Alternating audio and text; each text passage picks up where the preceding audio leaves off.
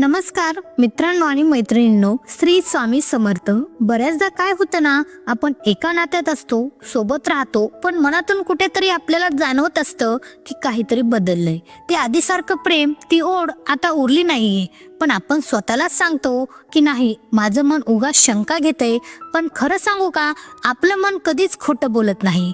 आज आपण एका अशा विषयावर बोलणार आहोत जो आजकाल अनेक घरामध्ये शांतपणे नात्यांना पोखरतोय.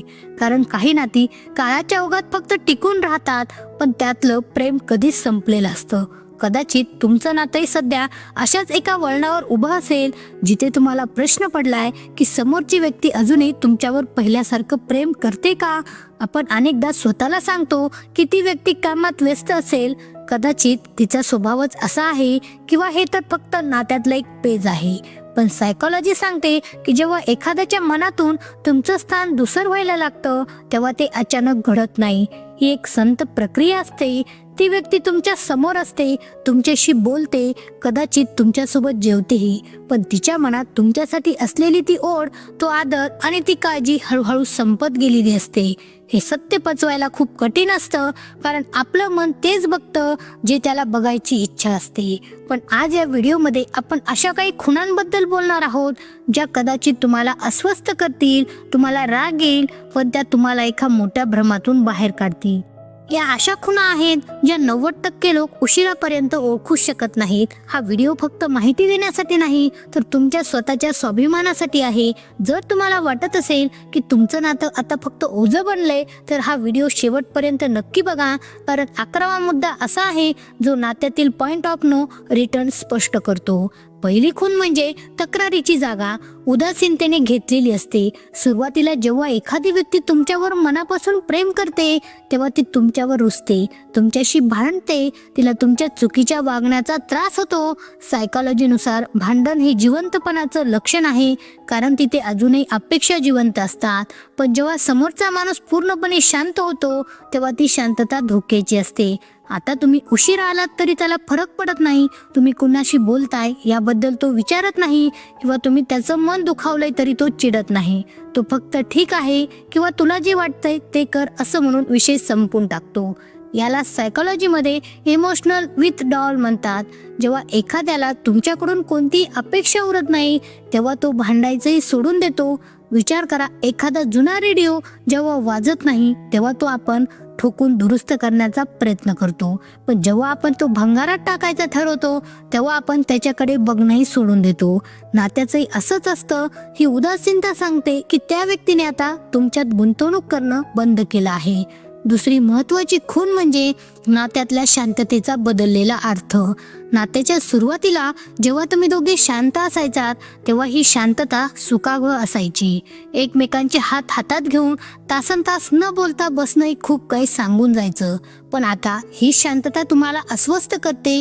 एकाच खोलीत असूनही तुम्हाला असं वाटतं की तुमच्यामध्ये एक अदृश्य भिंत उभी राहिली आहे. तुम्ही मोबाईलमध्ये बघताय, ती व्यक्ती दुसऱ्याच गोष्टीत व्यस्त आहे, आणि एकमेकांशी बोलायला आता तुमच्याकडे विषयच उरलेला नाहीत. ही शांतता कम्फर्टेबल नसून ॲक्वर्ड असते. तुम्हाला भीती वाटते की काही बोललो तर वाद होईल, किंवा समोरचा माणूस काहीच प्रतिसाद देणार नाही. सायकोलॉजी सांगते की जेव्हा दोन व्यक्तीचे विचार आणि भावना एकमेकांपासून लांब जातात, तेव्हा त्यांच्यातील संवादाची जागा ही जड शांतता घेते. हे एखाद्या निर्जन वाड्यासारखं असतं, जिथे घर तर असतं पण त्यात प्राण नसतो. तिसरी खूण म्हणजे त्यांच्या बोलण्यातील आम्ही शब्दाची जागा मी शब्दाने घेतलेली असते.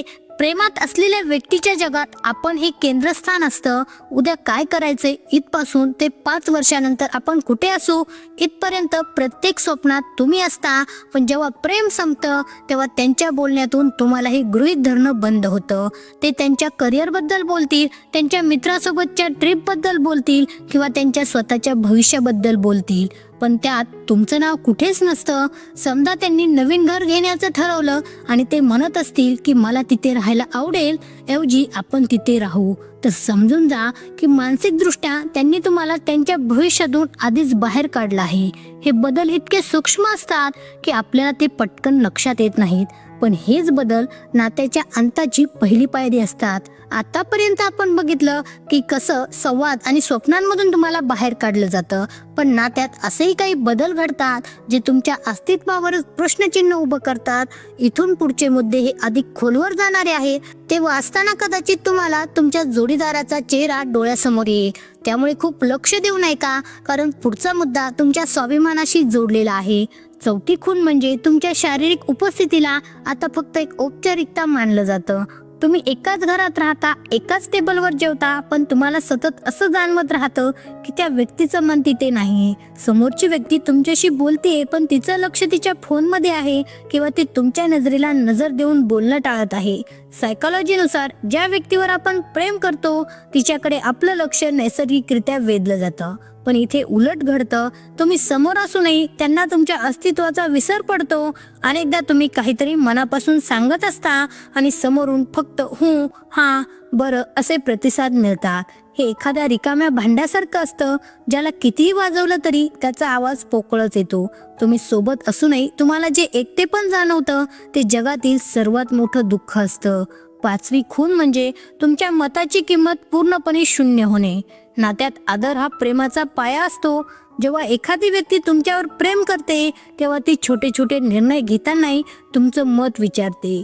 पण आता तुम्हाला विचारणं तर लांबच, पण तुम्ही काही सुचवलं तर त्याला तुला काय कळतं किंवा माझं मी बघून घे अशा शब्दात उडवून लावलं जातं.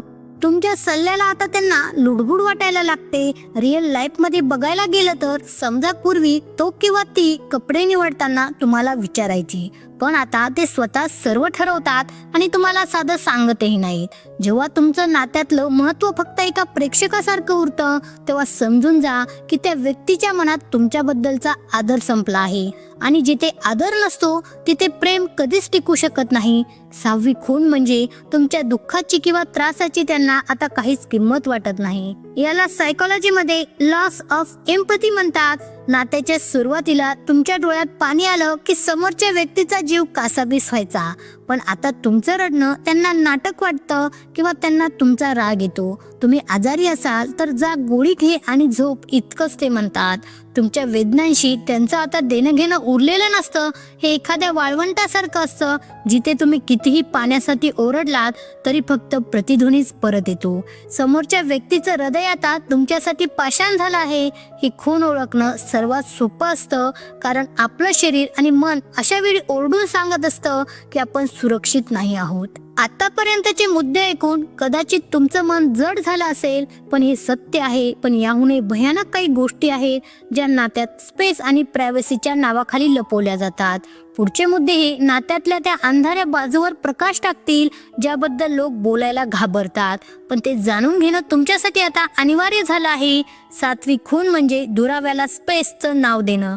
प्रत्येक नात्यात थोडी मोकळी किंवा स्पेस हवीच असते, हे मान्य आहे. पण जेव्हा ही स्पेस दिवसामागून दिवस आणि आठवड्यामागून आठवडे वाढायला लागते तेव्हा तो रेड फ्लॅग असतो. मला थोडा वेळ एकटं राहायचं आहे, माझ्यावर खूप प्रेशर आहे किंवा मला स्वतःवर लक्ष द्यायचं आहे, ही कारणं सांगून तुमच्यापासून लांब राहण्याचा प्रयत्न केला जातो. सायकोलॉजीनुसार प्रेमात असलेला माणूस संकटाच्या काळात जोडीदाराकडे धाव घेतो, जोडीदारापासून लांब पळत नाही. जर तुमची उपस्थितीच त्यांना ओझं वाटत असेल आणि ते स्पेसच्या नावाखाली तुमच्यापासून सुटका करून घेत असतील तर ते प्रेम नाही. हे म्हणजे एखाद्याला हळूहळू आयुष्यातून वजा करण्यासारखं आहे. आठवी खूण म्हणजे तुमच्यातील कौतुक आणि उत्साहाचा पूर्णपणे अभाव. प्रेमात आपण एकमेकांच्या छोट्या गोष्टीचं कौतुक करतो. तुम्ही नवीन कपडे घातले असतील, तुम्ही काहीतरी छान बनवलं असेल किंवा तुम्हाला कामात काही यश मिळालं असेल, पण आता समोरच्या व्यक्तीच्या चेहऱ्यावर तुमच्यासाठी कोणताच आनंद दिसत नाही. तुम्ही कितीही प्रयत्न केले तरी त्यांचं लक्ष तुमच्याकडे जात नाही. उलट ते इतरांच्या कामाचं किंवा इतरांच्या दिसण्याचं तुमच्यासमोर कौतुक करतील, पण तुमच्या बाबतीत ते कायम उदासीन राहते. हे मानसिक खच्चीकरण असतं. जेव्हा एखाद्याच्या आयुष्यात तुमचं असणं हे स्पेशल न उरता फक्त नॉर्मल किंवा बोरिंग होतं तेव्हा त्या नात्यातील चमक हरवलेली असते. 9वी खूण म्हणजे जुन्या आठवणीबद्दलची चिडचिड. जेव्हा तुम्ही नात्यातल्या सुरुवातीच्या गोड आठवणी काढता, जुने फोटो बघता किंवा आपण आधी किती मज्जा करायचो असं म्हणता, तेव्हा समोरची व्यक्ती भावुक होण्याऐवजी चिडते. त्यांना त्या आठवणी नकोशा वाटतात, कारण त्या आठवणी त्यांना जाणीव करून देत असतात की आता ते तुमच्यावर प्रेम करत नाहीत, ते या गोष्टींना वेळखाऊ किंवा फालतू मानतात. सायकोलॉजी सांगते की जेव्हा आपण एखाद्या व्यक्तीशी इमोशनली डिटॅच होतो, तेव्हा त्या व्यक्तीशी संबंधित चांगल्या आठवणी सुद्धा आपल्याला दडपण आणतात. त्यांना आता वर्तमानात तुमच्यासोबत राहणं कठीण जात असतं. मग भूतकाळ तर खूप लांबची गोष्ट आहे. तुम्हाला वाटत असेल की बस आता एवढंच असेल, पण नाही. शेवटचे 2 मुद्दे हे तुमच्या डोळ्यात झणझणीत अंजन घालणारे आहे. हे असे मुद्दे आहेत जे नात्यातला शेवटचा धागाही तुटलाय हे सिद्ध करतात. विशेषतः 11वा मुद्दा ऐकल्यावर तुम्हाला समजेल की आता थांबायची वेळ आली आहे की लढायची. 10वी खूण म्हणजे तुम्ही त्यांच्यासाठी आता प्राधान्य नाही, तर फक्त एक पर्याय उरला आहात. जेव्हा त्यांच्याकडे करण्यासाठी काहीच नसतं, जेव्हा त्यांचे मित्र व्यस्त असतात, जेव्हा त्यांचं काम संपतं, तेव्हाच त्यांना तुमची आठवण येते. तुमच्या मेसेजला तासनतास रिप्लाय न देणारी व्यक्ती सोशल मीडियावर ऑनलाईन असते, पण तुमच्यासाठी मात्र त्यांच्याकडे कायम वेळेचा अभाव असतो. तुम्ही त्यांना भेटण्यासाठी तुमचं काम बाजूला ठेवता, पण ते मात्र तुम्हाला भेटण्यासाठी 10 वेळा विचार करतात आणि शेवटच्या क्षणी प्लॅन कॅन्सल करतात. सायकोलॉजीमध्ये याला बेड क्रमिंग म्हणतात. म्हणजे तुम्हाला फक्त थोडं थोडं प्रेम द्यायचं, जेणेकरून तुम्ही नातं सोडून जाणार नाही, पण पूर्णपणे कधीच तुमचं व्हायचं नाही. 11वी आणि सर्वात महत्त्वाची खूण म्हणजे ते तुमच्याशिवाय आपलं एक वेगळं आयुष्य तयार करू लागतात आणि त्यात तुम्हाला जागा नसते. ते नवीन छंद जोपासतात, नवीन मित्र बनवतात, नवीन ठिकाणी फिरायला जातात आणि सगळ्यांची माहिती तुम्हाला सोशल मीडियावरून किंवा इतरांकडून मिळते. जेव्हा एखादी व्यक्ती तुम्हाला न सांगता तिच्या आयुष्यातले मोठे बदल घडू लागते, तेव्हा समजून जा की मानसिकदृष्ट्या ती व्यक्ती तुम्हाला सोडून खूप पुढे निघून गेली आहे. आता तुम्ही त्यांच्या आयुष्यात फक्त एक सहप्रवासी आहात, ज्याला पुढच्या स्टेशनवर उतरून दिलं जाणार आहे. ही जाणीव सर्वात जास्त वेदनादायी असते, कारण आपल्याला समजतं की आपण अजूनही तिथेच उभे आहोत जिथे नातं सुरू झालं होतं, पण समोरची व्यक्ती मात्र खूप लांब निघून गेलेली आहे. हे सर्व मुद्दे ऐकल्यानंतर कदाचित तुम्हाला खूप एकटं आणि हताश वाटत असेल, पण लक्षात ठेवा, हे सत्य जाणून घेणं गरजेचं होतं. नातं वाचवण्यासाठी 2 व्यक्तीच्या प्रयत्नांची गरज असते. एकाने कितीही जीव तोडून प्रयत्न केले तरी टाळी एका हाताने वाजत नाही. जर यातील बहुतांश खुणा तुमच्या नात्यात दिसत असतील, तर स्वतःला दोष देणं थांबवा. प्रेम हे मागून मिळत नाही, ते नैसर्गिकरित्या वाटलं पाहिजे. तुम्ही अशा व्यक्तीवर प्रेम करणं सोडू शकता जी तुमच्यावर प्रेम करत नाही, पण स्वतःवर प्रेम करणं कधीच सोडू नका. तुमचा स्वाभिमान हा कोणत्याही नात्यापेक्षा मोठा आहे. आयुष्य खूप सुंदर आहे आणि तुम्ही अशा जोडीदारासाठी पात्र आहात जो तुम्हाला गृहीत धरणार नाही, तर तुमचं कौतुक करेल. या सत्याचा स्वीकार करा आणि स्वतःच्या सुखासाठी खंबीर पाऊल उचला. तुम्ही एकटे नाही आहात. स्वतःला वेळ द्या आणि पुन्हा एकदा स्वतःच्या आनंदाचा शोध घ्या. तुम्हाला हे मुद्दे तुमच्या आयुष्याशी जोडलेले वाटले का? मला कमेंट्समध्ये नक्की सांगा. आणि जर तुम्हाला या विषयावर अधिक सखोल मार्गदर्शन हवे असेल, तर आपण पुढच्या व्हिडिओमध्ये भेटूया. तोपर्यंत धन्यवाद. श्री स्वामी समर्थ.